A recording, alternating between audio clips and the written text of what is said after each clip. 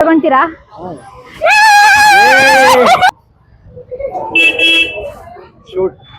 Actually ಈ T shirt ನ ನಮಸ್ಕಾರ ಕರ್ನಾಟಕ, ನಾನು ನಿಮ್ಮ ಸತೀಶ್ ಕನ್ನಡಿಗ. ನೀವೇನಿಲ್ಲಿ? ನಾವು ಹಿಂಗೆ ಹೋಗ್ತಾ ಇದ್ದೀವಪ್ಪ. ನೀವು ವಿಡಿಯೋ ಮಾಡಕ್ ಬಂದಿದ್ರಾ? ಮನೆ ಇಲ್ಲೇ ಇರೋದು. ಹೌದಾ? ಇಲ್ಲೇನಾ?